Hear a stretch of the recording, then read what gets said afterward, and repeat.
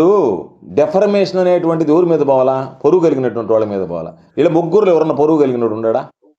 వాళ్ళ మీద పొరుగులోని చంద్రబాబుకు పొరుగు ఉందా?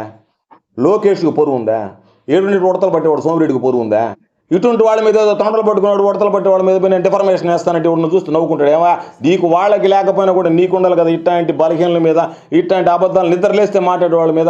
ఏళ్ళ మీద ఎందుకే time waste, court time waste, ఏళ్ళ టైం మన టైం వేస్ట్ తప్ప వాళ్ళకి ఏముంది వాగుతారు. రేపు ఒకళ్ళు తీసుకుపోతే చంద్రబాబు నాయుడు మన 50 రోజులు వేస్తారు, ఇంకొకసారి తీసుకుపోయి 50 నెలలు వేస్తారు.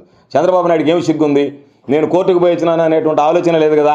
చంద్రబాబు నాయుడు నేను నీతిమంతుడిని అంటున్నాడు. అందుకని ఇట్లాంటి పనికి మాలినటువంటి వాళ్ళ మీద డిఫర్మేషన్లు వేయడం, వాళ్ళేదో మాట్లాడినటువంటి దాని మీద పెద్దగా పట్టించుకోవాల్సినటువంటి అవసరం లేదు. కాబట్టి దాని గురించి నేను ఆలోచన కూడా చేయటం లేదు. వాళ్ళని మొదటి చెప్పి వీళ్ళు పనికి మాలిన వాళ్ళు, నోరు తెరిస్తే కంపు కొట్టేటువంటి వాళ్ళు, వీళ్ళు మాట్లాడేటువంటి మాటలు పట్టించుకోలేదు. కాకపోతే ఆ కంపు భరించలేక సత్యం అనేటువంటిది బాధగా ఉండేది. ఆ నోటి కంపును భరించలేక, ఆ దుర్గంధాన్ని సత్యం, ఈ ముగ్గురు నోటి కంపును భరించలేక